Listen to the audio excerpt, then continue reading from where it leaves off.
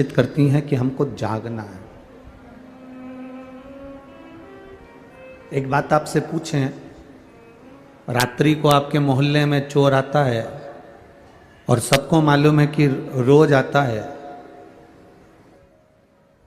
तो आपके कितने मोहल्ले के लोग होंगे जो सोते होंगे? नींद आएगी क्या? जम के बोलो जरा। नहीं आएगी।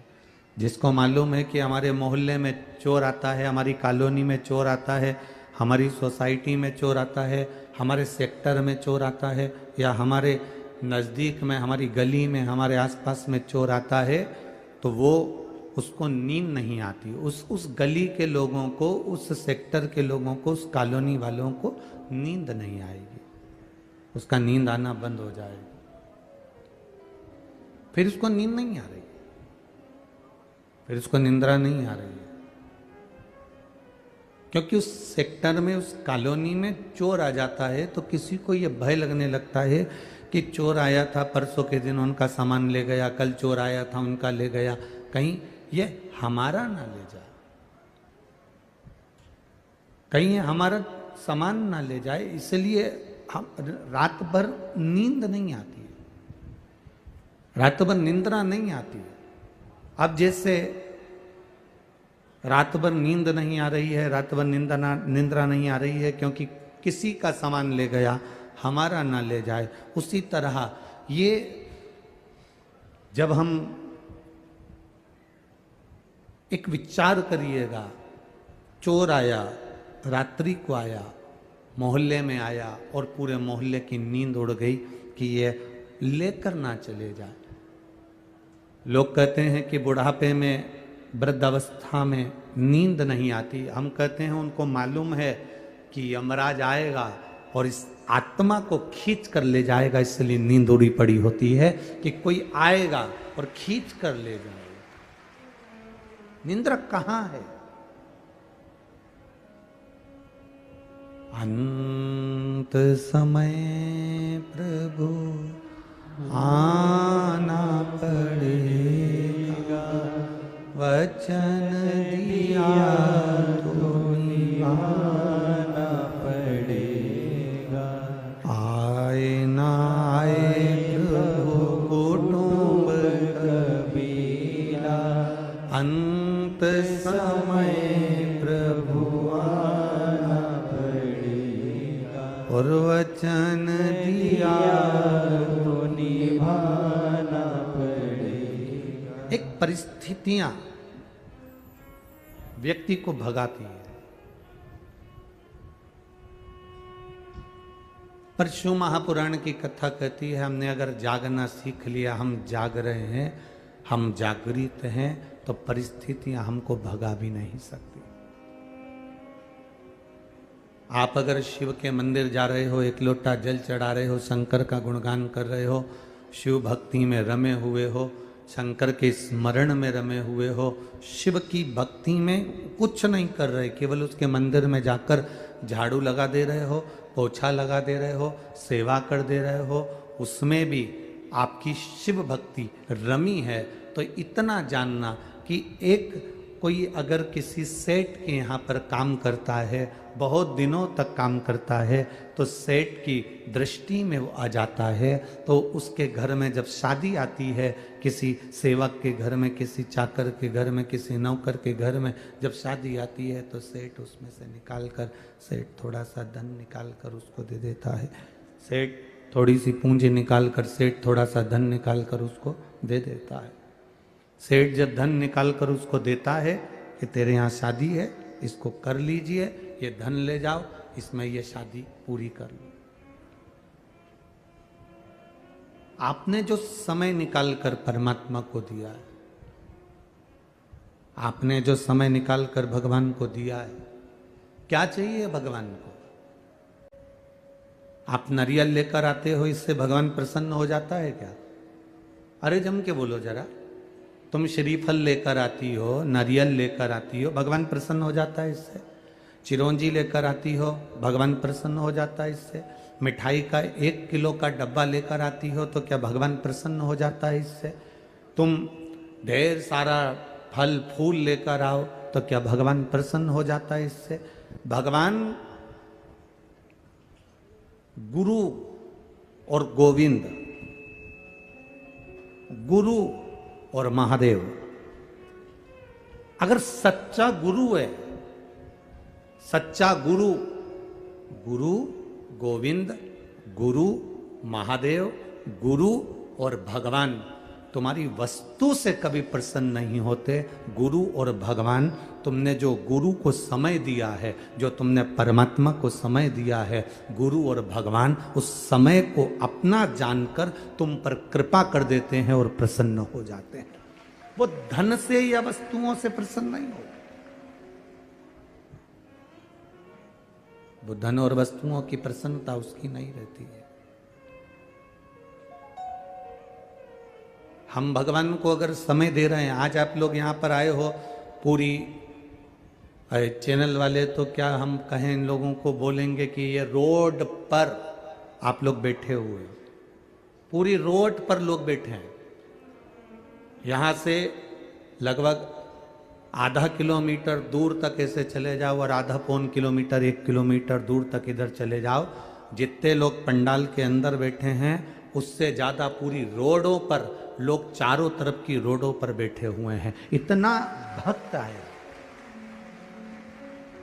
चारों तरफ की रोड पर। रोड को छोड़ दो, छोटी छोटी गलियां जिसमें माइक की आवाज भी नहीं जा रही होगी, उस गलियों में भी लोग बैठे हुए हैं। जिस गलियों में गाड़ियां नहीं घुस पाती, उसमें लोग भक्त उसमें बैठकर कथा सुन रहे हैं। क्या दिया है आपने परमात्मा को? क्यों आए हो यहां पर कथा सुनने के लिए? शिव महापुराण की कथा कहती है, तुम्हारे दिए गए श्रीफल से, तुम्हारे दिए गए नारियल से भगवान की प्रसन्नता नहीं है, तुम्हारे दिए गए फल से भगवान की प्रसन्नता नहीं है, तुम्हारे दिए गए लड्डू के डब्बे से भगवान की प्रसन्नता नहीं है। गुरु और भगवान की प्रसन्नता होती है जब उसका भक्त उसको अपना कीमती समय परमात्मा को जब देता है, तो भगवान भी कहते हैं कि तूने मुझे समय दिया तो मैं भी तुझे समय दूंगा। तूने आज मुझे समय दिया है, एक दिन आएगा तो मैं तुझे समय दूंगा। तूने मुझे समय प्रदान करा है, मेरे लिए तू अपना घर छोड़कर यहाँ आकर बैठ गया, मेरे लिए तू अपना द्वार छोड़कर मंदिर आकर बैठ गया, मेरे लिए तू रोज मंदिर आता है, एक लोटा जल चढ़ाता है, मेरे लिए तू बेलपत्र तोड़ कर लेकर आता है, मेरे लिए तू श्री शिवाय नमस्तुभ्यम का जाप करता है, मेरे लिए राम नाम कृष्ण नाम भजता रहता है, जपता रहता है। तो आपने परमात्मा को समय दिया है, और हमें परमात्मा से क्या चाहिए? समय ही तो चाहिए। जब कोई विषम परिस्थिति में फंस गए, एक्सीडेंट हो गया, वेंटिलेटर पर पड़े हो, कोई तकलीफ आ गई, आईसीयू में पड़े हो, तब तुम भगवान से क्या प्रार्थना करोगे? तुम्हारे परिवार वाले क्या बोलेंगे भगवान से? भगवान इनकी उम्र बढ़ा देना, भगवान ऐसी कृपा करना, भगवान इनकी लंबी उम्र कर देना, मेरे सुहाग की उम्र लंबी कर देना, इन बच्चों के पिता की उम्र लंबी कर देना, भगवान कृपा करना, इनको थोड़ा समय और दे दो परमात्मा, इनको समय दे दो परमात्मा, थोड़ी उम्र और बढ़ा दो परमात्मा। हम भगवान से मांगते क्या है? हम मांगते हैं इनकी उम्र बढ़ा दो, इनका समय और बढ़ा दो, इनकी उम्र बढ़ा दो। तो भगवान भी कहता है, तूने मेरी कथा में समय दिया था, इसलिए अंत समय में जब तकलीफ में होगा तो मैं तुझे समय दूंगा।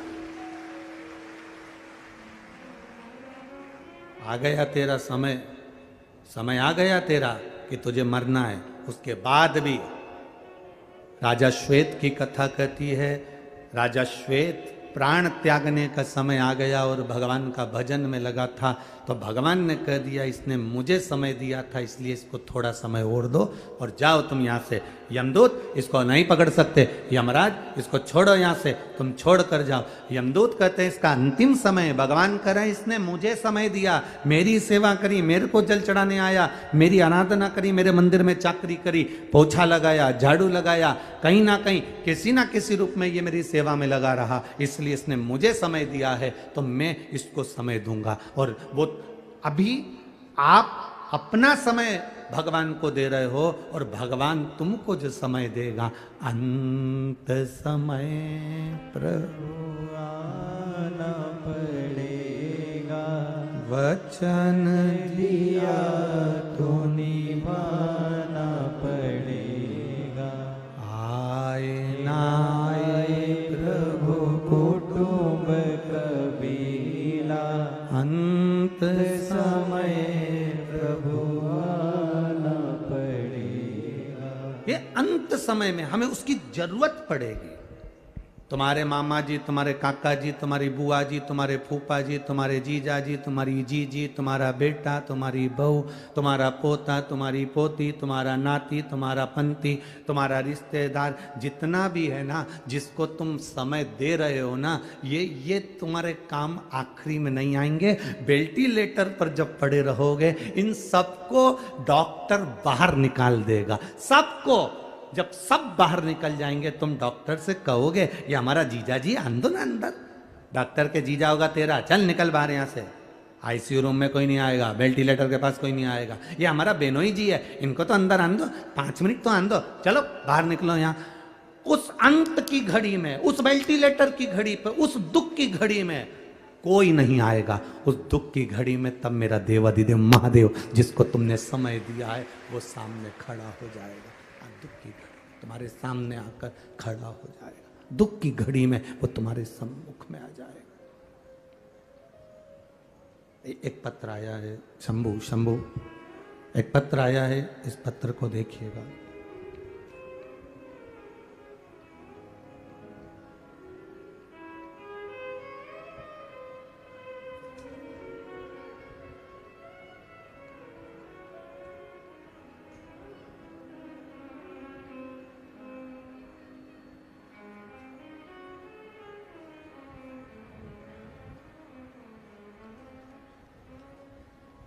मेरा नाम देवकी रानी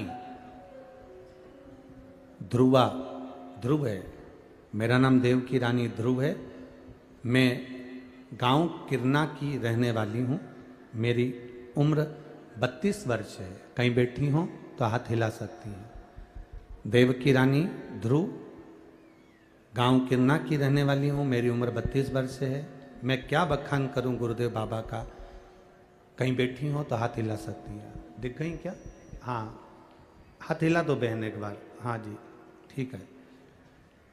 मैं बखान क्या करूं गुरुदेव। मेरी तबीयत 2022 में अचानक खराब हो गई। मेरे गले में एक छाला हो गया था और मैं खाना नहीं खा पा रही थी। डॉक्टर को दिखाया तो उसने बहुत कुछ बोला। आखिरी में उसने कह दिया डॉक्टर ने कि ये छाला ठीक नहीं होगा, इसका ऑपरेशन कराना पड़ेगा। ऑपरेशन के लिए कहा। अब मन में डॉक्टर ने इतना कह दिया कि ये छाला साधारण नहीं है और इसका ऑपरेशन करना है और ये सहज बीमारी नहीं है, सरल नहीं है कि जल्दी समाप्त हो जाए। अब करा क्या जाए। तब मेरे को किसी ने कहा कि शंकर पे चढ़ा हुआ जल पीना चालू करो, शिव जी के मंदिर जाना चालू करो। अभी तक हॉस्पिटल के चक्कर लगा रही थी, अब मंदिर के चक्कर लगाना प्रारंभ कर दिया। और तब मंदिर के चक्कर लगाना चालू करा। मैंने पशुपति व्रत नहीं करा, मेरे पति ने मेरे लिए पशुपति व्रत करा। गुरुजी, मेरे पति ने मेरे लिए पशुपति व्रत करा। रोज मेरे पति भी मंदिर जाते, मेरे लिए चरणामत लेकर आते, बेलपत्री लाते। मैंने खाना चालू करा। बाबा डॉक्टर ऑपरेशन का बोले थे और उन्होंने जो बीमारी का लक्षण बता दिया था वो सारी रिपोर्ट दूसरी बार में नील आ गई और मेरा छाला समाप्त हो गया। ये अंत समय में आता है। बैठो बहन, श्री शिवाय नमस्तुभ्यं, बैठ जाइए। अंत समय में वही आए। मेरे मामा जी हैं, मेरे चाचा जी हैं, मेरे काका जी हैं, मेरी बुआ जी है, मेरी बहन है, मेरे रिश्तेदार हैं। कौन आने वाला है? तुमने जिसको समय दिया एक पत्र और है, देखिए।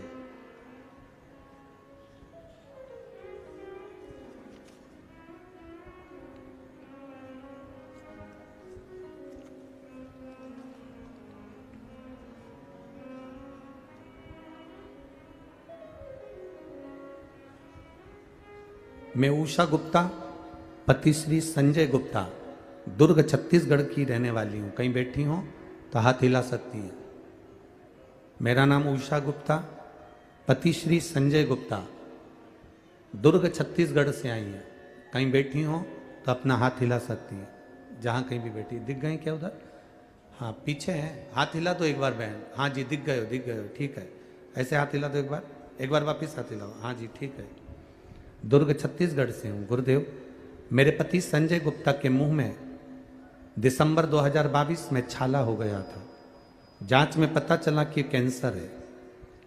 गुरुजी, हम इलाज हेतु टाटा मेमोरियल हॉस्पिटल मुंबई ले गए।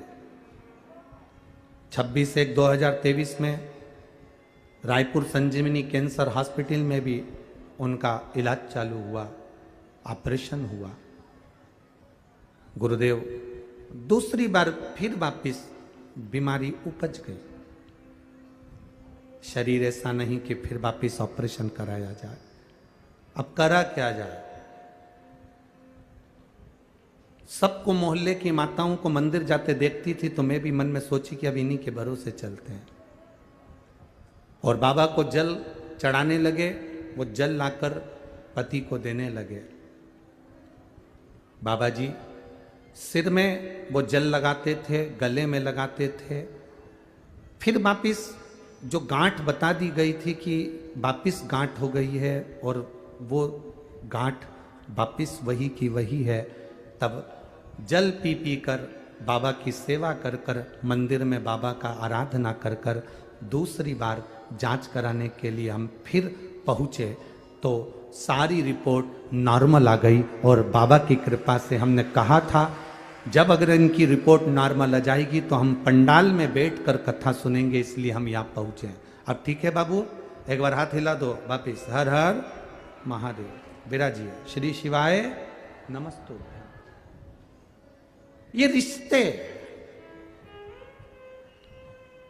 हम मना नहीं करेंगे कि आप रिश्ते ना निभाइए, आप निभाओ। बहू को जितना समय देते हो, पोता पोती को जितना समय देते हो, बेटे को जितना समय देते हो, अपनी दुकान को जितना समय देते हो, अपने व्यापार को जितना समय देते हो, अपनी फैक्ट्री को जितना समय देते हो, अपनी नौकरी को जितना समय देते हो, अपने परिवार वालों को जितना समय देते हो, उन सारे समय में से केवल अगर आप 1 मिनट का भी समय अपने पास के मंदिर में 1 लोटा जल चढ़ा कर दे रहे हो तो वो समय जो तुमने परिवार को दिया वो काम भले ना आएगा, पर तुमने जो महादेव को समय दिया वो समय तुम्हारा महादेव ने अपने खाते में जोड़ कर रखा। मेरी जीजू, आप लोग मंदिर जाती हो? यहां जितनी बैठी हैं जाते हो मंदिर? तुम्हारे घर के पास मंदिर है? कितनी देर लगती है मंदिर जाने में? 5-1 मिनट लग जाते होंगे। आप 1-2 मिनट में मंदिर में जल चढ़ा के आ भी जाते होगे। 10 मिनट का समय लगता है।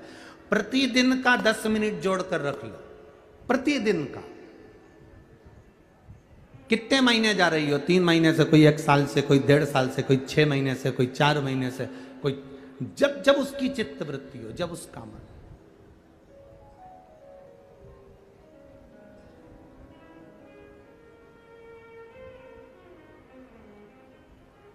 एक मां तो यहां पर बैठी हुई है जो 2011 से शिव महापुराण की कथा सुन रही है। हमारी एक मां बैठी है यहां 2011 से। कहां बैठी है? हाथ हिलावा। 2011 से शिव पुराण की कथा सुन रही है, जिसके 12 बच्चे मर चुके थे। कहीं बैठी हो तो हाथ हिलाना। जिसका 13वां बच्चा 2011 से कथा सुन रही है और फिर उसने कथा में से कहीं सुन लिया था कि एक बेलपत्री खाना चालू करूं और हो सकता है मेरा 13वां बच्चा बच जाए, और 12 बच्चे जिसके मर गए, गर्भ में आते थे मर जाते थे, जन्म लेते थे मर जाते थे, तब 13वें बच्चे के लिए उसने पूरे 9 महीने बेलपत्र को हर रोज खाया और बाबा से प्रार्थना करी। तब वो 13वां बच्चा 2011 में उसको जन्म, 13वां बच्चा।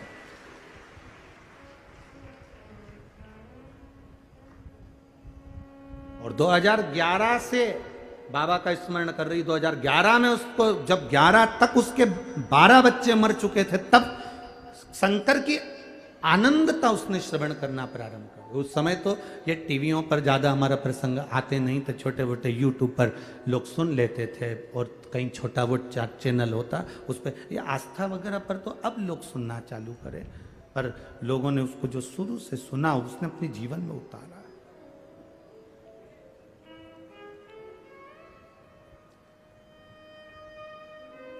शिव तत्व परिवार को दिया समय, नाते रिश्तों को दिया समय, वो समय जोड़ कर रखना, और जो भोलेनाथ जी को दिया समय।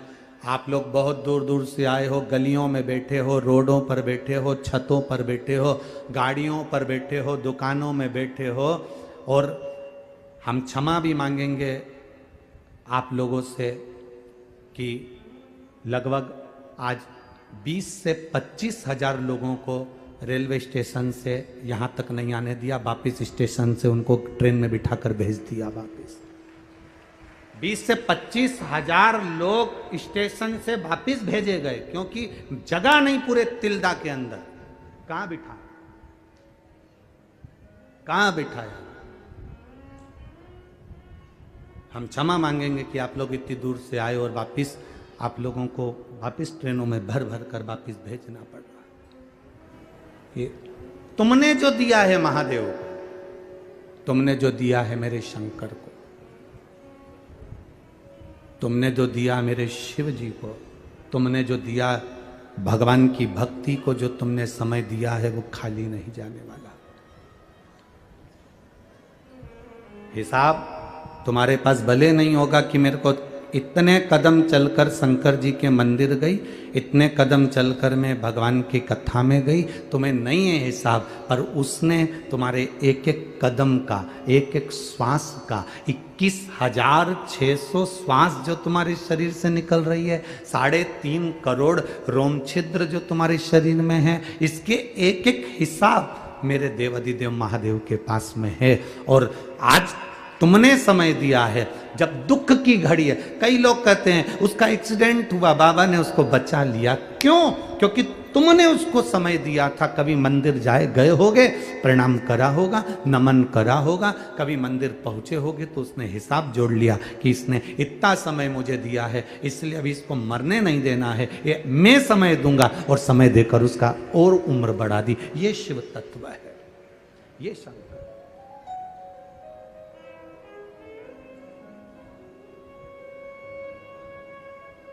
छल से समय की गणना ना करी जाए।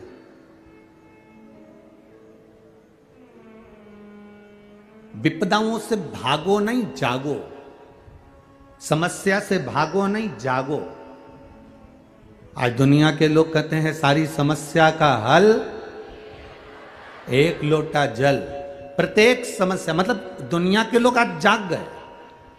पहले भागते थे समस्या से, तकलीफ आई भागना है, हम कैसे निपटेंगे, भगवान क्या होगा, तो लोग भागते थे।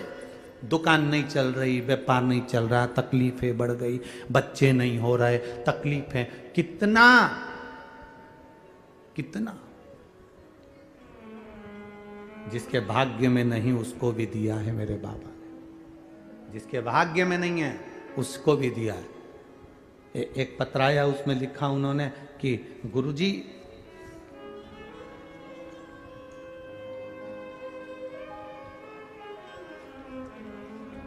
मैं अर्चना वर्मा, पति श्री मनीष कुमार वर्मा, ग्राम कुर्रा पोस्ट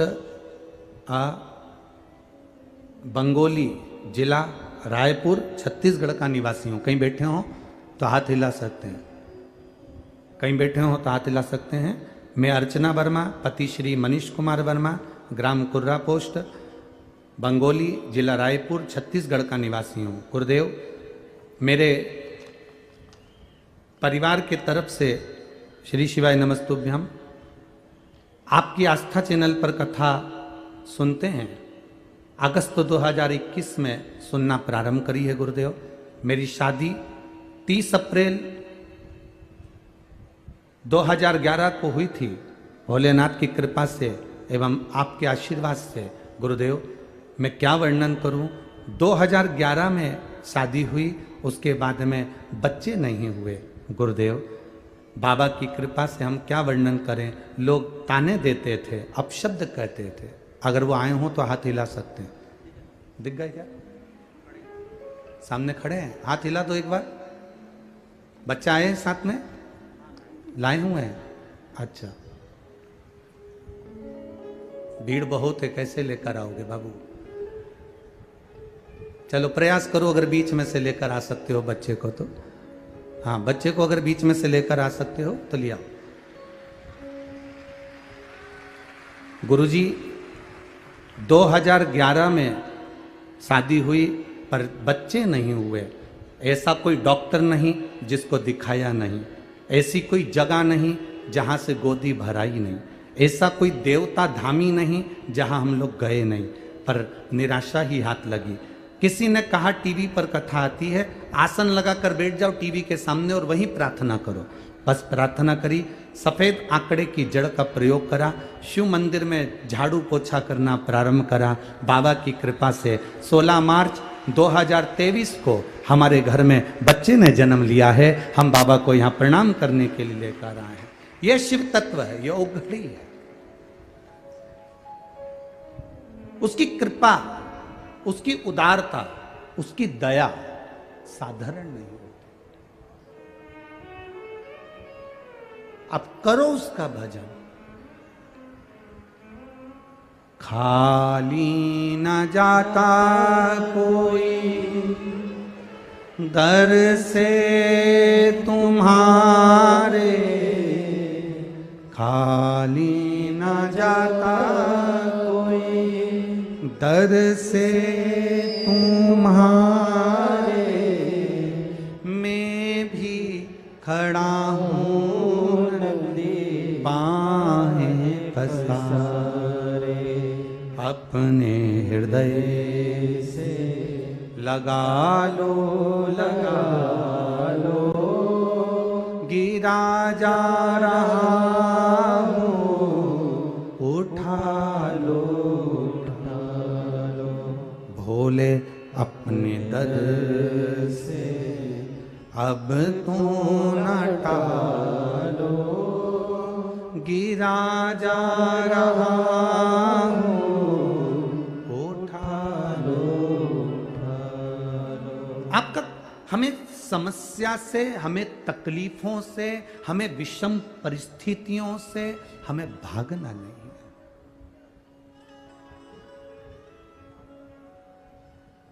इन विषम परिस्थितियों से अगर हम भाग रहे हैं तो ये हमारी मूर्खता है।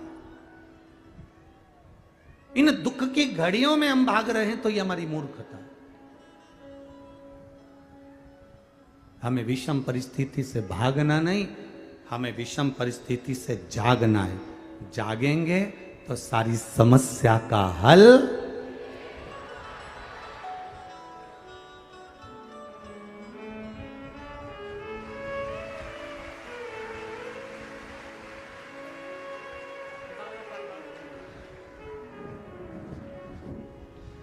जोरदार ताली बजाओ एक बार।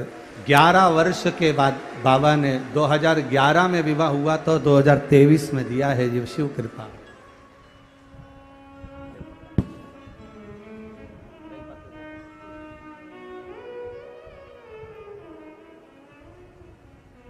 शिव कृपा, ये उसकी उदारता, ये उसकी करुणा, ये उसकी दया। आपने उसको समय दिया है, वो आपके लिए समय निकाल कर पहुंचता है। हम भागे ना परिस्थितियों से, तकलीफों से, कष्ट से, बीमारी से। हमें भागना नहीं, हमें जागना है। हम जागें, हमारी जागरूकता मूल हो। और जब हम जागेंगे तो ये निश्चित है कि हमारा हाथ हमारे देव अधिदेव महादेव जरूर पकड़ेंगे और हमें पार उतार देंगे। हमारा जागना जरूरी है।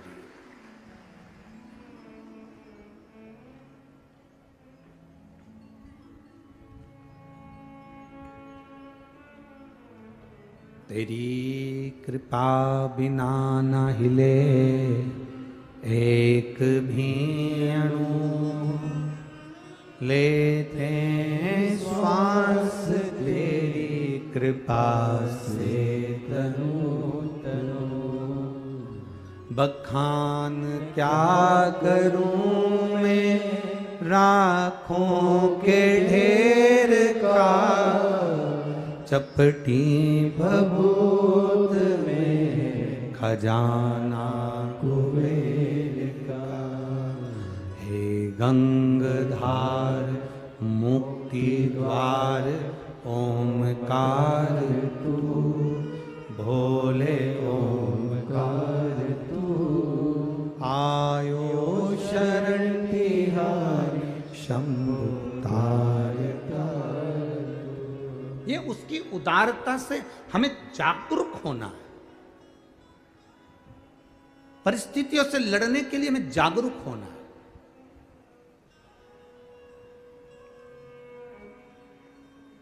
आज एक बेटा पूछ रहा था, गुरुजी मैं कोई व्यापार खोलूं तो सफलता मिलेगी कि नहीं मिलेगी? हम कोई भगवान तो है नहीं कि आपको आशीर्वाद दे दें और कह दें कि आपको सफलता मिल जाए या ये मिल जाए या वो मिल जाए। कभी कभी कभी भी इस व्यासपीठ से बैठकर भी हमने कभी आपको आशीर्वाद नहीं दिया, क्योंकि हम तो खुद उस महादेव से आशीर्वाद लेने के लिए आते हैं। तो हम क्या दे सकते हैं? जो खुद भिखारी हो, जो खुद भिक्षुक हो, वो क्या दूसरे को देगा? हां, हमने उस बेटे से इतना जरूर कहा है कि अगर तुम व्यापार खोल रहे हो, व्यवसाय खोल रहे हो, कंपनी खोल रहे हो, तो शुरुआत में थोड़ा कष्ट जीवन में रह सकता है, पर तुम्हारी मेहनत अगर तुमने दिल से कर ली तो मेरा महादेव पकड़ कर पार कर देगा। ये निश्चित था।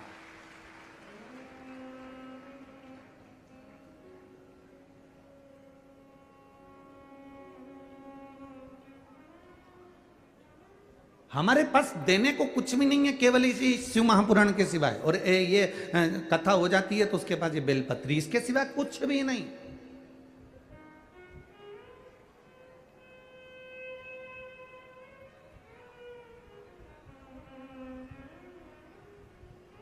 और आपके पास में भी शंकर भगवान को देने के लिए कुछ हो ना हो, बस इतना याद रखना कि आप महादेव को क्या दिए हो। कोई आपसे पूछे, क्योरी तिल्दा गई थी कथा में, क्या देकर आई? क्योरी कहाँ गई थी? तिल्दा गई थी कथा में। तिल्दा नेवरा पहुंची थी, छत्तीसगढ़ गई थी कथा में। क्या देकर आई? तो तुम बिल्कुल छाती ठोक कर कहना, मैंने अपने 5 घंटे भगवान भोलेनाथ को दिए हैं, समय दिया है। और समय ही तो चाहिए। अच्छा, 2 चीजें तुम्हारे सामने रख दी जाए कि एक चीज ये कह दी जाए कि 5 मिनट में तुझे मरना है, और दूसरा कह दिया जाए कि मैं तुझे 5 करोड़ रुपए दे रहा हूं। तुम दोनों में से क्या चीज लो? बोलो।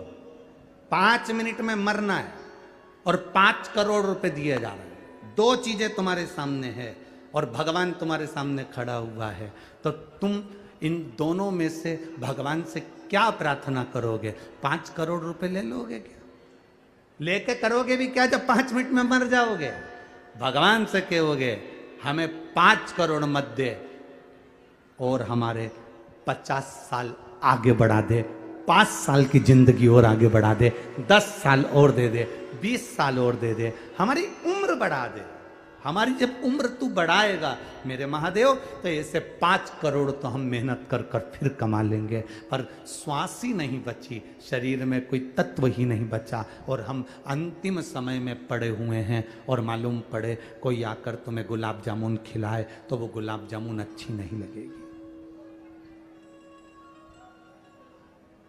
बीमारी के समय पर सबसे पहले भोजन छूटता है। बोलो सही है? जितने बैठे उस वाली पंडाल वाले भी बोल दो, इधर वाले भी। बीमारी के समय पर सबसे पहले भोजन छूटता है, खाना छूट जाता है। जितने लोग रोड पर बैठे हैं, जितने लोग ग्राउंड के बाहर हैं, सब बोलो भोजन कब छूटता? बीमारी आई और सबसे पहले खाना छूटा। बुखार आया, खाना छूट गया। सिर दर्द हुआ, खाना छूट गया। पेट में दर्द हुआ, खाना छूट गया। बीमारी अगर आती है तो सबसे पहले खाना छूट जाता है। शरीर में ताप बढ़ता है, बुखार बढ़ता है तो हमारा भोजन छूट जाता है। शरीर में ताप बढ़ा तो भोजन छूट जाता है। और जब हमारे घर में और हमारे ऊपर पाप बढ़ता है तो भगवान की कथा छूट जाती है, भजन छूट जाता है। शरीर में ताप बढ़ता है, शरीर में बुखार बढ़ता है तो भोजन छूटता है। और जब पाप बढ़ता है तो भजन छूट जाता है। जब आप भगवान के मंदिर नहीं जा पा रहे हो, शंकर जी को जल चढ़ाने नहीं जा पा रहे हो, पास में शिव महापुराण की कथा अपने गांव में तिल्दा में हो रही है और अपना अपना घर छोड़ के तिल्दा के इस पंडाल में नहीं पहुंच पा रहे हैं, तो समझ लेना कि हमारा पाप कितना बढ़ गया होगा। जब शरीर में ताप बढ़ता है तो भोजन छूटता है और जब पाप बढ़ता है तो भजन छूट जाता है, कथा छूट जाती है, सत्संग छूट जाता है। ये पाप कितना बढ़ गया होगा।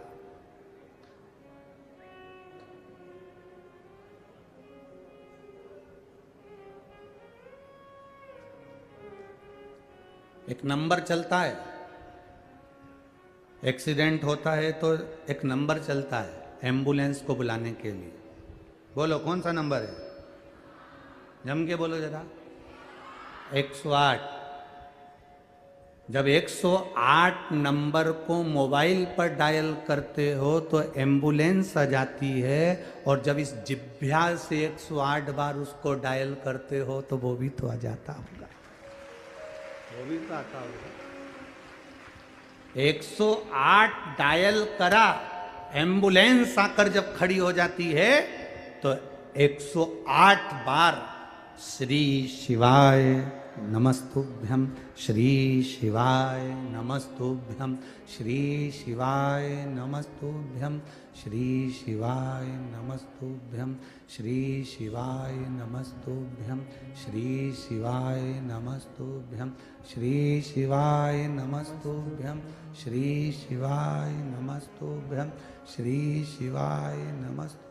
जब तुमने उसको पुकारना चालू करा, तुम एक बार नंबर डायल करो और एम्बुलेंस वाला नहीं उठाए, फिर वापिस डायल करते हो, फिर नहीं उठाए, फिर डायल करते हो। तुम दूसरे से कहते तुम्हारे मोबाइल से कर दो भैया, एक्सीडेंट हो गया, 108 वाले को बुला दो भैया, एक्सीडेंट हो, जल्दी बुलाओ भैया, 108 वाले को बोल दो भैया। जितने खड़े रहते हैं सब 108 नंबर को डायल करते हैं। जरा विचार करना, शासन ने, प्रशासन ने 108 नंबर इसलिए रखा क्योंकि तुमको याद रहे कि 108 बार राम नाम, कृष्ण नाम, शिव नाम जपोगे तो परमात्मा भी आकर खड़ा हो जाता है। उसके जपने पर, उसके भजन में उसकी कृपा बरस जाती।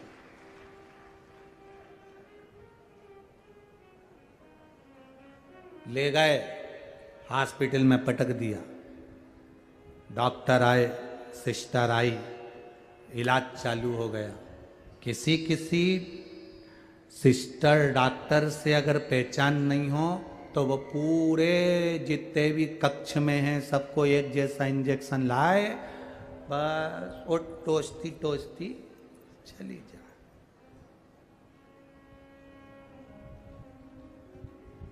कोरोना का इंजेक्शन किस किसने लगवाया? वैक्सीन किस किसने लगवाई? सबने लगवाई। आप लोग जब इंजेक्शन लगवाने जाते थे तो वहां जाकर देखते थे कि इंजेक्शन वाली अपनी पहचान वाली है कि नहीं। वैक्सीन जो लगाएगी वो पहचान वाली है कि नहीं। क्यों? वैक्सीन वाली अगर पहचान वाली होगी तो जीजी थोड़ा धीरे हो, ए जीजी थोड़ा धीरे हो। इतने में वो सिस्टर, वो नर्स, वो डॉक्टर नहीं करे, तुम मेरे को पहचानती नहीं क्या? मैं तो तुम्हारी पहचान वाली। चिंता मत करो, मालूम ही नहीं पड़ेगा कब सुई लग गई। बिल्कुल, लो उधर मुंह करो। और जो उन्हें मुंह उधर करा इसने बिल्कुल छोटी सी बारीक सी सुई निकाल के उसको सुई लगा दी। उसने पूछा मालूम पड़ा? नहीं, बिल्कुल चीटी सा मालूम पड़ा, मालूम ही नहीं पड़ा। और बाकी के जितने निकल के जा रहे थे सब चक्कर खा रहे थे। बाप रे बाप, भयंकर, इतनी बेकार, ऐसी सुई लगाई चक्कर आ गए। और ये बैठी और उसने सुई लगाया, चक्कर भी नहीं आया, चीटी काटी बस ऐसे मालूम पड़ा। क्यों?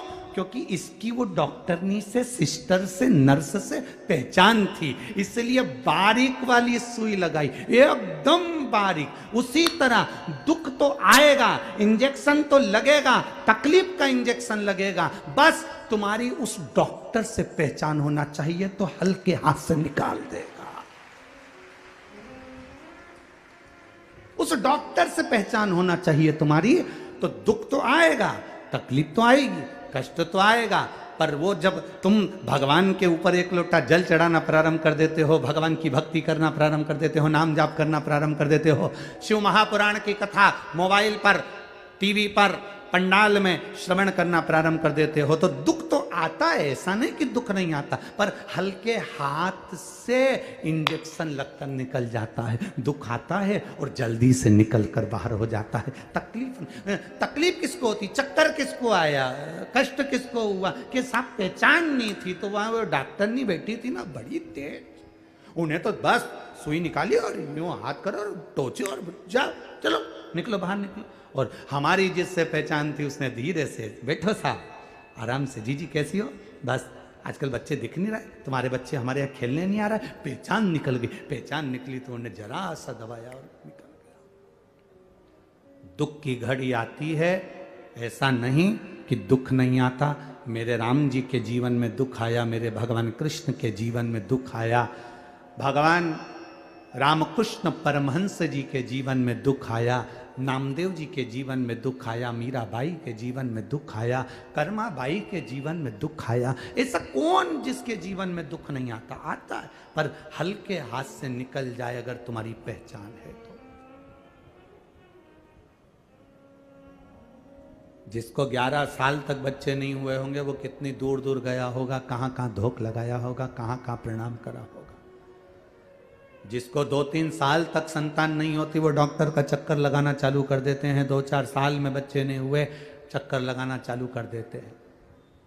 कभी विचार करना, ये जितने पत्र नीचे पड़े हैं इसमें कम से कम 70% पत्र ऐसे होंगे जिसमें भगवान ने किसी को 10 साल में, किसी को 15 साल में, किसी को 4 साल में, किसी को 8 साल में भगवान ने संतान दी। जितने पत्र पढ़े इसके नीचे से निकालना और पढ़ना, 70% पत्र होंगे संतान दी बाबा ने, क्योंकि इनका विश्वास जागृत हो गया।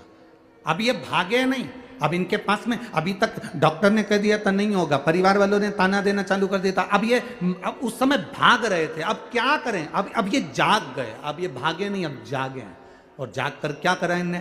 कुछ नहीं करा, अब सबके दरवाजे घूम कर देख लिए, सबके यहाँ चले गए, सबके यहाँ से गोदी भी भरवा ली, सबको धोग भी लगा ली, सबको प्रणाम भी कर लिया, तो वो भी संतान नहीं हुई। तो अब इनने कह दिया अब कहीं नहीं जाना, अब जाएंगे तो केवल महादेव के मंदिर जाएंगे और उससे कहेंगे, वो सुनेगा और भर देगा। और दिया उससे दिया।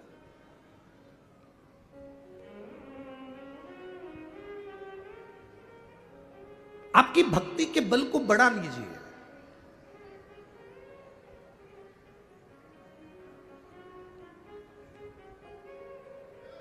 दो माताएं बात कर रही थी, अंदर पंडाल में जगह नहीं है, कहाँ बैठेंगे? दूसरी बोली रोड पर बैठ जाते हैं। जिस रोड पर जनता चलती है उस रोड पर लोग यहां से लेकर वहां तक, वहां से लेकर वहां तक बैठे। उसने कहा लोग क्या कहेंगे? हंसेंगे। लोग क्या कहेंगे? हंसेंगे। कितनी सुंदर बात शिव महापुराण की कथा कहती है।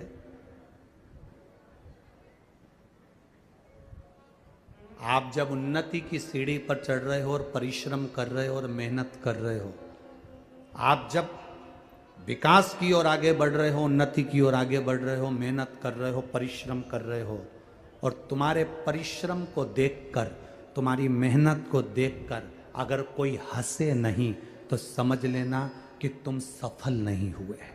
सफल नहीं हुए हो। जब दुनिया के लोग तुमको ताना देना चालू कर दे, आड़ा टेढ़ा बोलना चालू कर दे और तुम पे हंसना चालू कर दे, समझ लेना कि अब तुम्हारी उन्नति निश्चित हो गई है।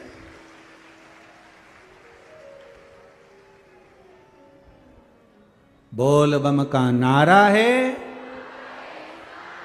अब तुम्हारी उन्नति निश्चित हो गई है। अब तुम उन्नति की, अभी तक लोग, जब तुम मेहनत कर रहे थे तो तुम पर लोग हंस नहीं रहे थे, ताना नहीं दे रहे थे, गालियां नहीं दे रहे थे, अपशब्द नहीं कर रहे। अब दुनिया, जब कोई ना तुम पर हंसे, कोई तुम पर उंगली भी ना उठाए, कोई तुम पर अपशब्द भी ना कहे, कोई तुम पर ताने भी ना दे, तब समझ लेना कि तुमने कोई तरक्की नहीं करी। अब जब तुमको लोग गालियां देने लगे, ताने देने लगे, अपशब्द कहने लगे, तब समझना कि मेरे भोलेनाथ ने हाथ पकड़ लिया, अब मतलब मैं उन्नति की ओर बढ़ना चालू हो गया हूं। इसलिए मेरी बुराई होने लगी, मुझे लोग अपशब्द कहने लगे, मुझे लोग ताने देने लगे, मेरी अब उन्नति की ओर में बढ़ना प्रारंभ कर दिया हूं। हमें क्या लगता है कि हमें लोग गाली दे रहे हैं, हमें लोग अपशब्द कर रहे हैं, हमें लोग ताने दे रहे हैं, मतलब मैंने कुछ गलती, ना ना ना, आपको दे दिया ना गाली, लोगों ने अपशब्द कह दिया ना, ताने दे दिया ना, समझ लो कि आगे बढ़ गए। जिस बहू को सास के अपशब्द ज्यादा मिलते हैं वो बहू जिंदगी में कभी हार नहीं मानती, उन्नति की ओर बढ़ती चली जाती। ताने मिलेंगे ना आपको, अपशब्द मिलेंगे ना आपको, आप क्यों हारते हो?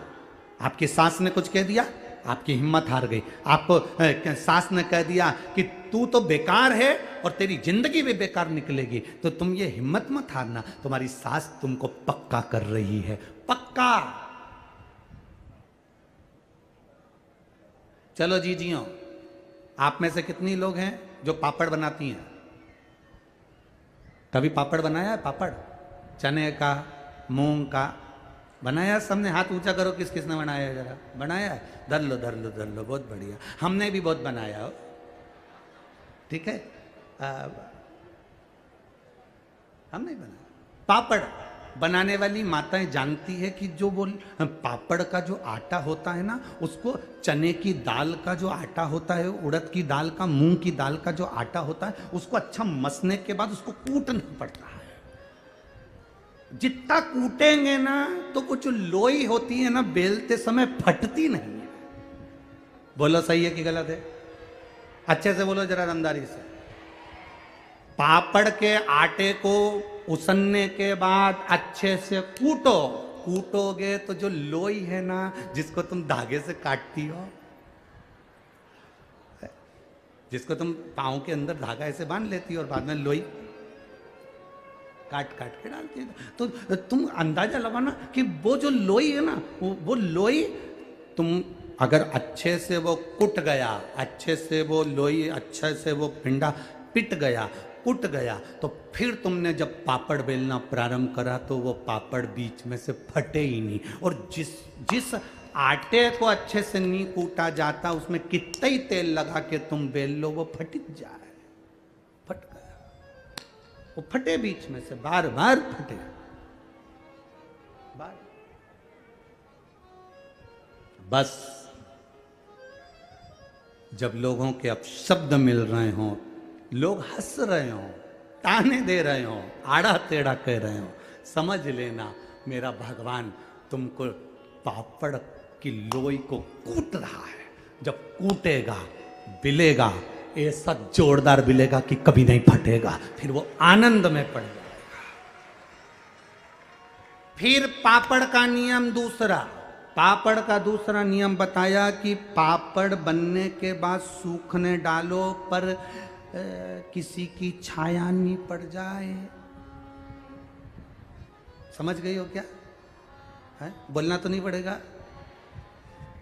अगर छाया पड़ जाती है तो पापड़ लाल पड़ जाता है, फिर वो उसमें स्वाद भी नहीं आए। तलो, सेको, खाओ तो स्वाद, छाया नहीं पड़ जाए। इसलिए ध्यान रखना कि जब तुम उन्नति की सीढ़ी पर चढ़ जाओ, आगे बढ़ जाओ, उठने पिटने के बाद तुम अच्छी उन्नति करने पर आ जाओ, तो ध्यान रखना रे, अहंकार की छाया नहीं पड़ जाए। छाया पड़ गई तो गए, अहंकार की छाया पड़ी कि बर्बाद, नष्ट हो गए।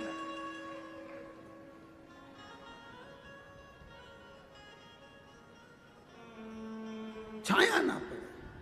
अभिमान, अहंकार, अभिमत्ता, अहम कि जब छाया पड़ती है तो बर्बादी का सिरा प्रारंभ हो जाता है। बर्बादी के सिरे की ओर हम बढ़ जाते हैं।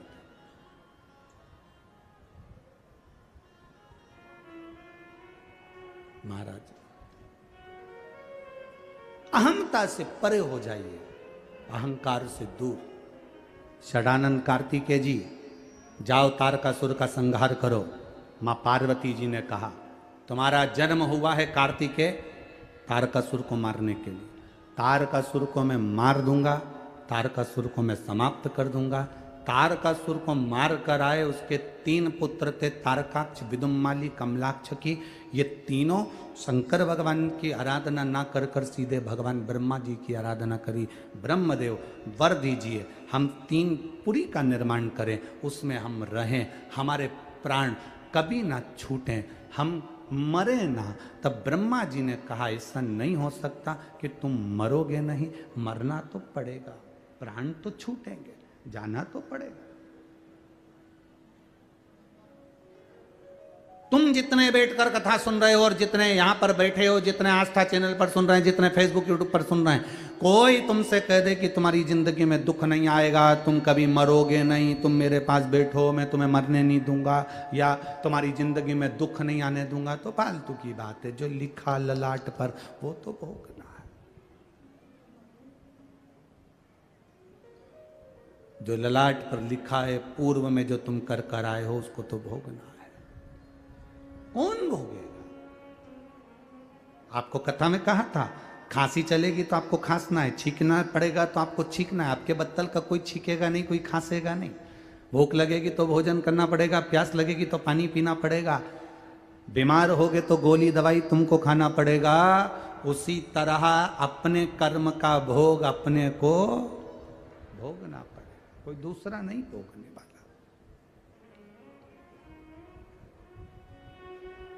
तारकासुर के 3 पुत्रों ने वर मांगा, ब्रह्मा जी ने कहा तुम मरोगे तो सही, अब तुम मांग लो कि कैसे मरना है।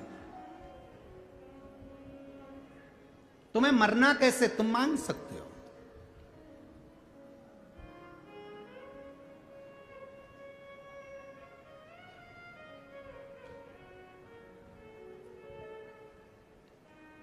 ब्रह्मा जी ने कहा, तारकाक्ष, विदुम्माली, कमलाक्षकी ने कहा वर दे दो, हम तीनों मरे तो एक जगह पर एक साथ मरे। तथास्तु। तीनों ने विचार कर लिया, कभी जिंदगी में एक दूसरे से मत मिलना, कभी अपन तीनों एक जगह पर इकट्ठे ही नहीं होंगे, मिलेंगे ही नहीं। मिलेंगे नहीं तो मरेंगे नहीं। आना ही मत ही तू मेरे यहाँ। तीनों ने अलग अलग जगह पर अपनी अपनी नगरी बसा ली, रहने लगे, उपद्रव मचाया। जब व्यक्ति को मालूम पड़ जाता है कि मेरी मृत्यु होएगी नहीं, तो वो उपद्रव मचाना प्रारंभ कर देता है। वर्तमान की जो जिंदगी होती है, वर्तमान का जो समय होता है, उसमें वो खुश होकर नहीं जी पाता। उसको लगता है कि मैं और कर लूं और उसमें मुझे खुशी मिल जाएगी। बचपन है तो बचपन, बच्चों को लगता है हमारे जो बड़े भैया हैं वो कितने अच्छे से रह रहे हैं। बड़े भैया, मम्मी तुम बड़े भैया को घड़ी दिला देती हो, मम्मी तुम बड़े भैया को मोबाइल दे देती हो, मेरे को तो देती नहीं हो। छोटा सा बच्चा अपनी माँ से कहता है बड़े को सब देती हो, मुझे नहीं देती। जब लड़ाई होती है बच्चे की वो इसी चीज़ के लिए होती है। तुम बड़े भैया को अच्छी बॉटल दे दी, कंपास दे दिया, बैग दे दिया, बड़े भैया को तुमने ये दिलाया, बड़े भैया को अच्छे कपड़े दिलाए, बड़े भैया को घड़ी दिलाई, मेरे को नहीं दिलाया। छोटा बच्चा जिद करता है। छोटे को लगता है बड़ा सुखी है, बड़े को लगता है बूढ़े सुखी हैं। बड़े सोचते हैं हम तो कमा कमा के मर गए, ये बूढ़े सबसे अच्छे हैं, इनको पेंशन का पैसा मिल रहा है, आराम से पड़े हैं, खा रहे हैं, रोटी मिल रही, सब्जी मिल रही, भजिया मिल रहा, पकौड़ा मिल रहा, आराम से पड़े। बच्चे सोचते हैं बड़े सुखी हैं, बड़े सोचते हैं बूढ़े सुखी हैं, और बूढ़े सोचते हैं काय की जिंदगी भगवान, इससे तो हमारी जवानी अच्छी थी, मेहनत करते थे, खा लेते थे, कम से कम ताने तो नहीं सुनते थे लोगों के। सुख कहीं नहीं है।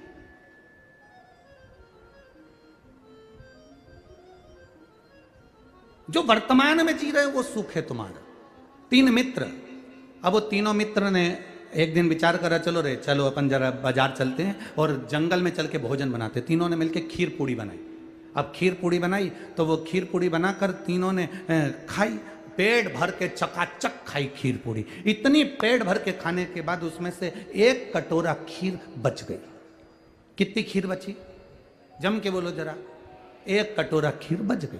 अब 1 कटोरा खीर बच गई तो तीनों ने विचार करा कि अब इस खीर को कौन खाएगा, अभी तो किसी को भूख लग नहीं रही है। तो तीनों ने विचार करा एक काम करो, इस खीर को अपन एक काम करो कि यहां रख दो।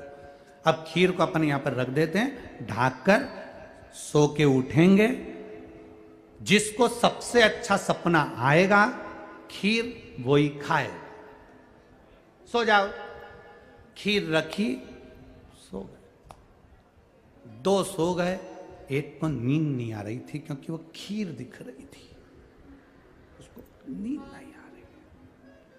करवट बदले पर वो खीर दिख रही, उसको नींद नहीं आ रही। खीर। 2 अच्छे से सो रहे थे, एक जाग रहा था, नींद आई। तीनों फिर बाद में सवेरे उठे। तीनों ने कहा खीर खाना है। पहले नंबर का बोला मैंने सबसे अच्छा सपना देखा है, मुझे खीर दो। दूसरा बोला मैंने अच्छा सपना देखा है, मुझे खीर दो। तीसरा कहता है मैंने अच्छा सपना देखा, मुझे खीर दो। तीनों झगड़ा कर रहे हैं। इतने में कहा भाई सपना देखा क्या है, पहले निर्णय लेंगे, पहले बताओ तो सही तुमने सपना क्या देखा। पहला व्यक्ति बोला मैंने सपना देखा, मेरे सपने में राम जी आए और मेरा हाथ पकड़कर मुझे अयोध्या ले गए, दर्शन कराया अयोध्या का, माता सीता ने भोजन बनाया, मैंने पाया इतना अच्छा सपना और कहां से लेकर आओ। दूसरा बोला मैंने सपना देखा, मैं सो रहा था, भोलेनाथ जी आए, मेरे को लेकर काशी चले गए, काशी से फिर मुझे कैलाश ले गए, कैलाश ले जाकर माता पार्वती जी ने मेरे लिए मोदक बनाए, लड्डू बनाए, मैंने खाए। मैंने तीसरा व्यक्ति बोला तुम दोनों का सपना ठीक है, अपनी जगह पर है, तूने सपना क्या देखा? उसने कहा मैंने सपना देखा, मेरे सपने में हनुमान जी आए और हनुमान जी बोले तू अभी तक जग रहा है। मैंने हनुमान जी से कहा सामने खीर रखी है इसलिए नींद नहीं आ रही। हनुमान जी ने कहा अब भी खा, अब भी खा। हनुमान जी बोले, मैंने हनुमान जी से बोला मेरे 2 मित्र और हैं, बाद में वो झगड़ा करेंगे। हनुमान जी बोले नहीं खाएगा तो गदा से मारूंगा, अब भी खा। इसलिए मैं वो खीर उठा के खा। दोनों ने कहा खीर कहां है, कि वो तो खा लिया।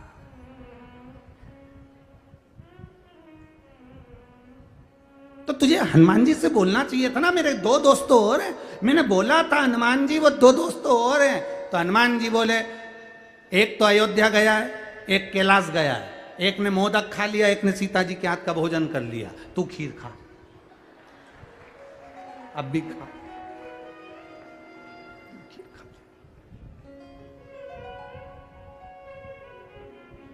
अब इन 3 में सुखी कौन है? जिसने वर्तमान में अच्छे से खीर और दो सपने देखने में लगे थे, जवानी में और कमाऊंगा, फ्रिज खरीद लूंगा, 4 व्हीलर गाड़ी खरीद लूंगा। अब एक सोच रहा है और उन्नति करेंगे, और उन्नति करेंगे, अच्छे दिन आएंगे और अच्छे दिन आएंगे। अरे इससे अच्छे दिन क्या आएंगे? 2 रोटी प्रेम से खा रहे हो, अपनी जिंदगी चकाचक जी रहे हो और आराम से भगवान शंकर की भक्ति कर रहे हो, इससे अच्छे दिन क्या रहेंगे जीवन के? वर्तमान के दिन को अच्छा समझो, बहुत विचार कर मत। और अभी जवानी आएगी तो हम लोग ये कर लेंगे, अधेड़ी आएगी तो ये कर लेंगे। जीवन में क्या ठिकाना? जितनी अलमारी में, अपने अलमारी में जितनी साड़ी रखी है सब पहनो, रोज नई नई पहनो, क्योंकि कौन सा दिन आखिरी हो किसको मालूम। बाद में वो साड़ियां दूसरे पहनेंगे, अपन तो पहन लो, अपन पहन। क्या करेंगे उस साड़ी का? दिवाली आती है, पूरी अलमारी साफ हो जाती है, साफ होकर उसमें अखबार बिछ जाता है, अखबार बिछा के साड़ियों को वापिस जमा देते हो। कई कई साड़ी तो तुम्हारे हाथ में आती है तो तुम्हें याद आती, मैंने तो ये पहनी ही नहीं, ये मैंने पहनी ही नहीं। इतनी साड़ियां तुम्हारे पास में एक से बढ़कर एक रखी है। कुछ कुछ के तो अब भी तुमने उसमें पीको और फाल करवाई है, कुछ कुछ साड़ियों की तो अब भी हाल तुमने चोली सिलवाई, सब रखी है। और मालूम पड़े वो साड़ी तुमने रखी थी और कह रही थी मैं बस देवर के लड़के की शादी में पहनूंगी। एक इतनी सुंदर साड़ी है, देवर के लड़के की शादी में पहनूंगी, और उसके पहले तुम चली गई।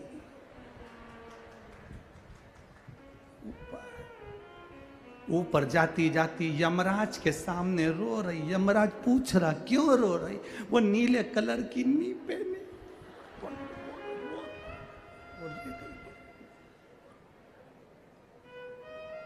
यमराज ने पूछा क्या चाहती हो?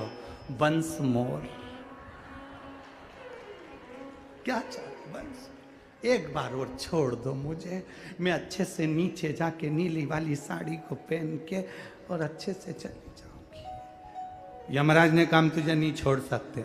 अब भी 3 दिन पहले तो मैंने ब्यूटी पार्लर में धागे से 250 रुपए दे के आई थी, और तुमने देखा भी नहीं मैं कितनी जोरदार लग रही थी। उठा कर कम से कम बंस मोर। यमराज ने कहा एक धर के दूं, चल बंस मोर। सीहोर वाला महाराज रोज कहता था 21,600 श्वास रोज मिल रही है, कौन सी श्वास आखिरी होगी किसी को नहीं मालूम। इसलिए वर्तमान की जिंदगी को खुश होकर जियो, वर्तमान की जिंदगी को खुश होकर जियो। ये जीवन फिर नहीं मिलने वाला है। एंजॉयफुल अपने जीवन को जियो, किसी का दिल ना दुखाओ, किसी को अपशब्द ना बोलो। जो परमात्मा ने तुमको दिया उसमें इतने खुश हो। झोपड़े में रह रहे हो तो झोपड़े में खुश रहो, 4 व्हीलर गाड़ी है तो उसमें खुश रहो, 2 व्हीलर गाड़ी है तो उसमें खुश रहो। शंकर भगवान की भक्ति करते रहो।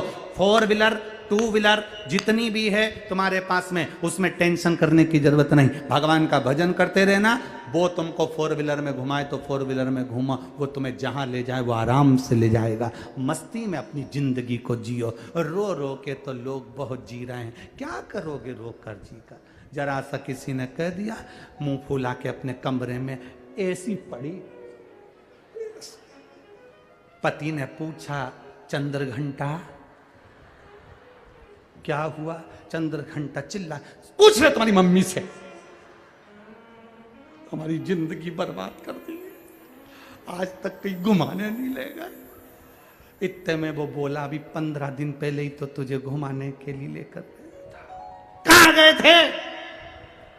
जो बोला तो इतने में तो वो चले ही गया। चिल्ला, कोई ने कुछ कह दिया तुम रो रहे हो, किसी ने कुछ कह दिया मुंह फुलाकर पड़ गए। अरे कोई कितना ही बोले, घर में कितनी गाली दे कहीं का, कितना ही अपशब्द के, तुम्हारे घर के लोग तुमसे कितना ही कह दे निकल जा मेरे घर से, जा अपने बाप के घर, तो कह देना नहीं जाऊंगी, यहीं छाती पे मुंह डालूंगी, नहीं जाऊंगी, नहीं जाऊंगी। और जितना जितना तुमसे बोले तुम उतना मूंग की दाल गलाओ और उसका मंगोड़ा बनाओ और खाओ, नहीं जाऊंगी जा। और सास क्या कर रही है? मूंग की दाल गला रही है। तो मूंग की दाल क्यों गला रही है? क्योंकि एक ही दाल है जिसको मलते हैं ना तो गुस्सा निकालते हैं। मंगोड़ा बनाते समय मूंग की दाल को अच्छे से मसो, बोलो मती मुंह से, उतने में सास समझ जाएगी क्या कर रही है, बस मूंग की दाल मल रही है। क्या करेगी? मंगोड़ा बनाऊंगी।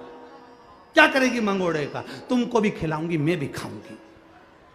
तो सास कहेगी अभी तो लड़े थे अपन, तो के भूल गई।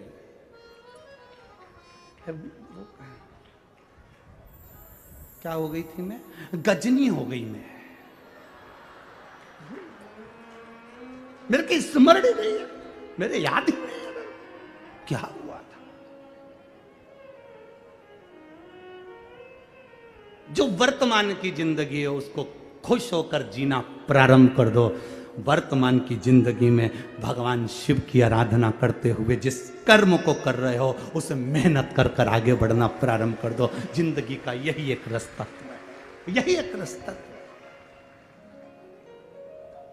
क्या रोए हम?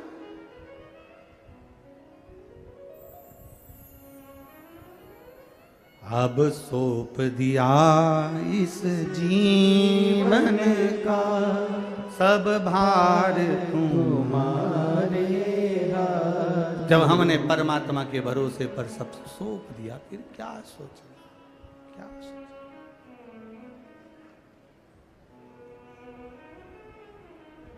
मुझे तेरा ही सहारा है मेरे।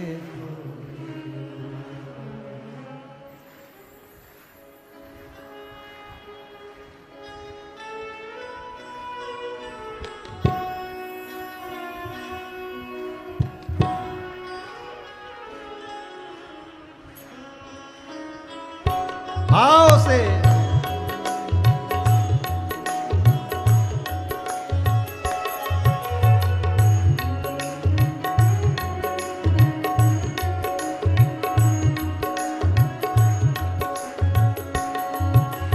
कब से खड़े हैं झोली पसार, क्यों ना सुने तो मेरी पुकार। कब से खड़े झोली पसार, क्यों ना सुने तो मेरी पुकार। वो कब से खड़े हैं झोली पसार, क्यों ना सुने तो मेरी पुकार। कब से खड़े झोली पसार, क्यों न सुने तो मेरी पुकार। मुझे तेरा ही सहारा है मेरे भोले बाबा। मुझे तेरा ही सहारा है मेरे भोले बाबा। मैंने तुम्हें ही पुकारा है मेरे भोले बाबा। मैंने तुम्हें ही पुकारा है। जितने रोड पर बैठे दोनों हाथों से बड़े प्रेम के साथ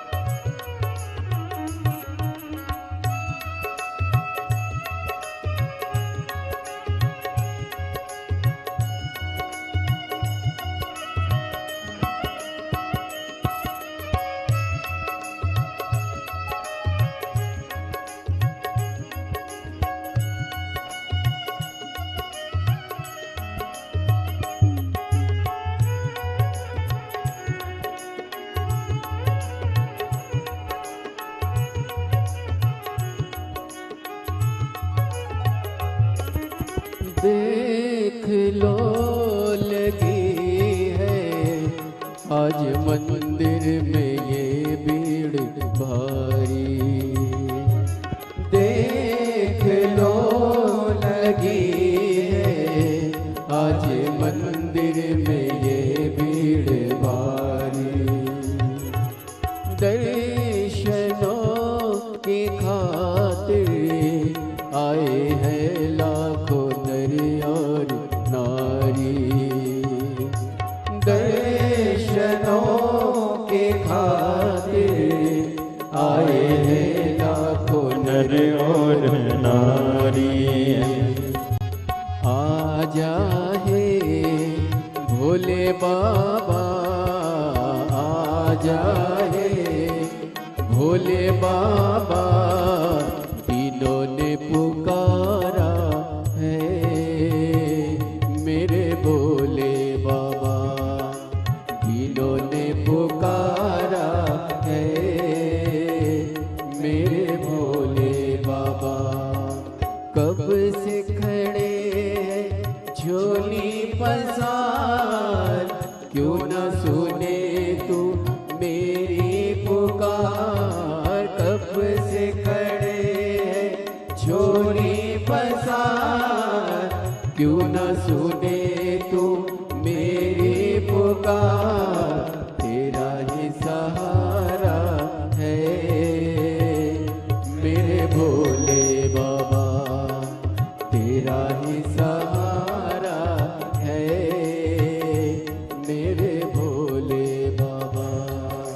कब से खड़े हैं झोली पसार, क्यों न सुने तू मेरी पुकार। कब से खड़े हैं झोली पसार, क्यों न सुने तू मेरी पुकार। ओ कब से खड़े हैं झोली पसार, क्यों न सुने तू मेरी पुकार। कब से खड़े झोली पसार, क्यों न सुने तू मेरी पुकार। मुझे सहारा है मेरे भोले बाबा, मुझे तेरा ही सहारा है मेरे भोले बाबा। मैंने पुकारा है मेरे भोले बाबा। मैंने तुम्हें पुकारा है मेरे भोले बाबा।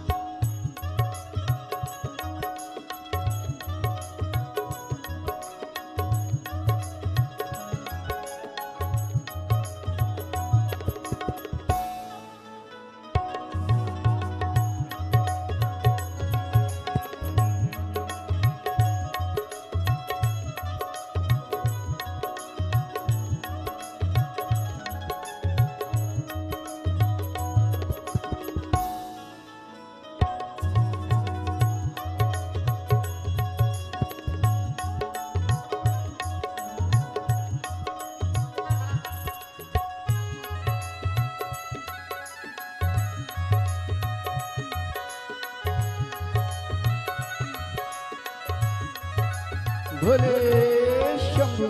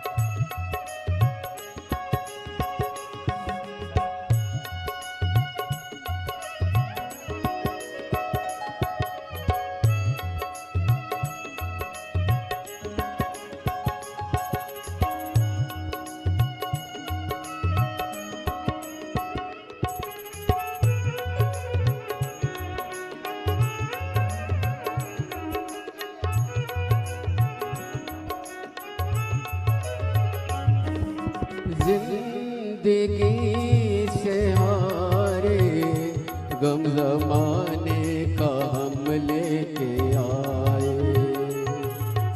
जिंदगी से हारे गम जमाने का हम लेके आए। तू बता जहाँ में लोग अपने हुए क्यों पराए। तू बता जहाँ में लोग अपने हुए क्यों पराए। तेरे सिवा दुनिया में, तेरे सिवा दुनिया में कोई ना हमारा है। मेरे भोले बाबा कोई ना हमारा है। मेरे भोले बाबा कब से खड़े हैं झोली पसार, क्यों न सुने तो मेरी पुकार। कब से खड़े हैं झोली पसार, क्यों ना सुने तो मेरी पुकार। कब से खड़े हैं झोली पसार, क्यों न सुने तो मेरी पुकार। कब से खड़े हैं झोली पसार, क्यों ना सुने तू मेरी पुकार। तेरा ही सहारा है मेरे भोले बाबा। मुझे तेरा ही सहारा है मेरे भोले बाबा। मुझे तेरा ही सहारा है मेरे भोले बाबा। मुझे तेरा ही सहारा है मेरे भोले बाबा। मैंने तुम्हें ही पुकारा है मेरे भोले बाबा। मैंने तुम्हें ही पुकारा है मेरे भोले बाबा। मुझे तेरा ही सहारा है मेरे भोले बाबा। मुझे तेरा ही सहारा है मेरे भोले। हार हार महादेव है। अपने अपने स्थान पर बैठकर, जहाँ जगह मिल जाए वहाँ बैठकर, बहुत दूर दूर से आप लोग आए हो, बाबा से प्रार्थना कर कर जाना कि जिस कार्य के लिए आए हो, जहाँ जगह मिले, रोड पर, दुकान पर, पंडाल में, पंडाल के बाहर, छत, जहाँ मिले जगह वहाँ बैठकर बड़े आनंद के साथ, भाव के साथ बाबा से प्रार्थना कर कर जाना। बाबा, मैं जिस कार्य के लिए आया हूँ ऐसी कृपा करना बाबा। मैंने सुना है तेरे द्वार से कोई खाली नहीं जाता। ऐसी करुणा करना बाबा कि मैं 3 महीने में जहां कथा हो वहां पर पहुंचकर मेरा भी पत्र आपके चरणों में पहुंचे, ऐसी करुणा कर देना बाबा से प्रार्थना बड़े भाव के साथ। जितने कार्यकर्ता खड़े हों वो भी बैठकर बड़े आनंद के साथ। बार बार ये मौका नहीं लगेगा। आज कथा तो 1 बजे से 4 बजे तक चल रही है। कल की कथा सुबह 8 बजे से 11 बजे तक रहेगी। कल की कथा सुबह 8 बजे से 11 बजे तक रहेगी। टीवी पर कथा 2 बजे से 5 बजे तक ही रहेगी। तो ध्यान कर कर, आज कथा का 6ठा दिवस है। आप दिल से बाबा से प्रार्थना कर कर जाइएगा, दिल से उससे कहिए। जिनको श्री शिवाय नमस्तुभ्यम आता है वो अपने स्वर में बाबा को दिल से, अपने हृदय से बाबा से विनती करेंगे। श्री शिवाय नमस्तुभ्यम, श्री नमस्तुभ्यं श्री शिवाय नमस्तुभ्यं श्री शिवाय नमस्तुभ्यं श्री शिवाय नमस्तुभ्यं भोला सब दुख काटो हमारा ओ भोला सब दुख काटो हमारा शिव शंकर जपो तेरी माला भोले बाबा जपो तेरी माला भोला सब दुख काटो हमारा ओ भोला सब दुख काटो हमारा वेश है मंगल मंगलकारी वेश है मंगल मंगलकारी शमशान वासी हमारा शमशान वासी हमारा ओ भोला सब दुख काटो हमारा ओ भोला सब दुख काटो हमारा। शिव कथा कहती है तारकाक्ष, विदुम्माली, कमलाक्ष की तीनों ने अलग अलग भवन बना लिए। जब इन्होंने उपद्रव करा, सबको परेशान करना प्रारंभ कर,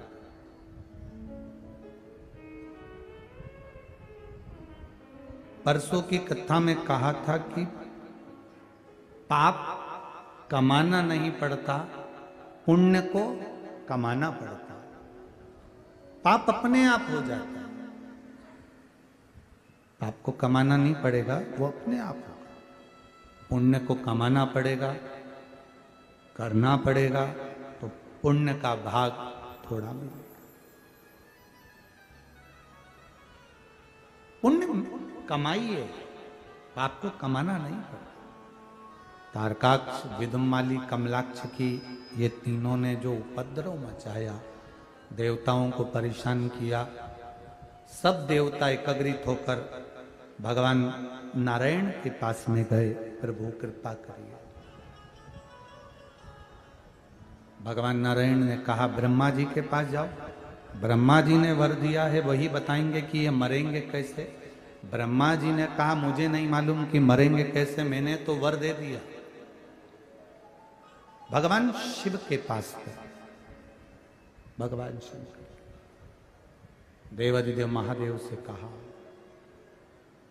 बाबा इन तीनों को मारें कैसे। बहुत समस्याओं में जब घिर जाओ तब बाबा की शरण जरूर जाओ।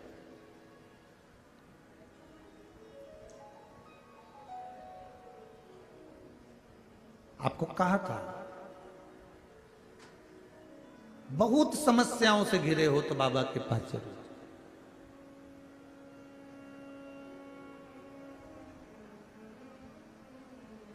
आपको लग रहा है कि मेरा व्यापार नहीं चल रहा, आपको लग रहा है कि मेरा काम नहीं चल रहा, मैं बहुत समस्याओं में घिरा हूं। एक बच्चे ने लिखा कि उसका एक्सीडेंट में पांव कट गया था।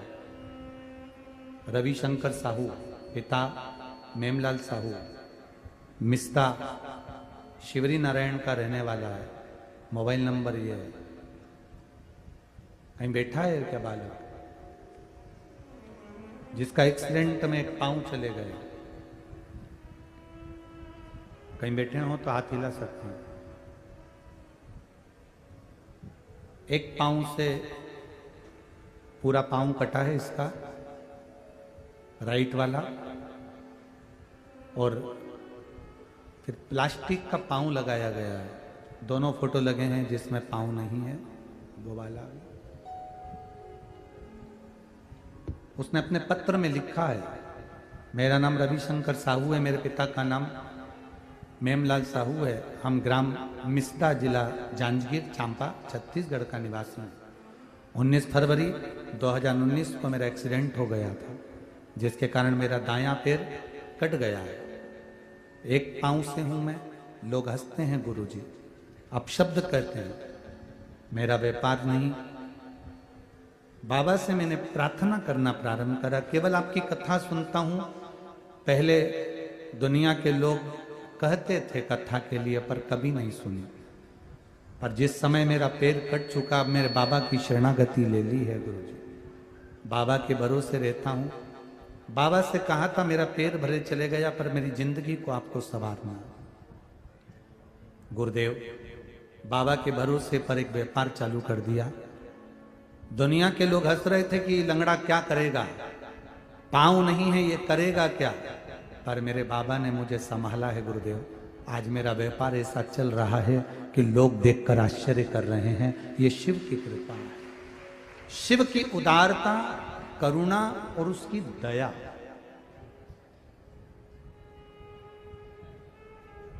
हंसे लोग हंसे तो आप आपकी मेहनत में कमी मत आने दो, आप आपके परिश्रम में कमी मत आने दो।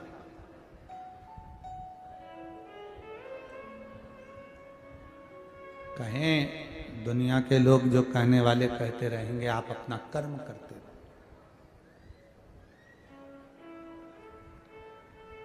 तारकाक्ष, विदुमाली, कमलाक्ष की इन तीनों ने उपद्रव मचाया। तीनों के उपद्रव मचाने पर भगवान देव अधिदेव महादेव से प्रार्थना करिए, शिव जी कुछ कृपा करिए, इनके प्राण हरना। समस्या जब बड़ी हो तब शिव की शरण जरूर जाइए। एक निवेदन करना चाहूंगा, सब्जी का ठेला लगा रहे हो, पान का ठेला लगा रहे हो, पानी पतासे का ठेला लगा रहे हो, चाहे दुख की कितनी भी जिंदगी चल रही है, कितना भी जीवन में दुख चल रहा है, आप 2 या 3 नियम अपनी जिंदगी में ले लीजिए। एक, पशुपति व्रत एक बार अवश्य करो। पशुपति व्रत करने वाली माताओं से, भाइयों से निवेदन है, बच्चों से निवेदन है कि एक व्रत आपका जब 5 व्रत पूरे हो जाएं तो कम से कम 2 या 3 महीना रुका करो, जिससे बाबा आपकी झोली खुशियों से भर दें। उसके बाद अगला व्रत करा करो। कई लोगों की आदत होती है, एक व्रत पूरा नहीं होता दूसरा चालू कर देते, दूसरा पूरा नहीं होता फिर चालू कर देते। थोड़ा रुक के 5 व्रत जब आपके पूर्ण हो जावे, उसके बाद में फिर आप थोड़ा रुको, 2 महीना 3 महीना बाबा पर विश्वास रखकर मंदिर जाओ, प्रणाम करो, पूजन करो, अर्चना करो, देगा। 3 नियम अपनी जिंदगी में धारण कर लें। अगर ठेला लगा रहे हैं, रोड पर अगर आपके पास में कोई व्यापार नहीं, कोई दुकान नहीं, कोई सर्विस नहीं, कोई नौकरी नहीं, 3 नियम जिंदगी में बनाओ। पहला, एक बार जिंदगी में पशुपति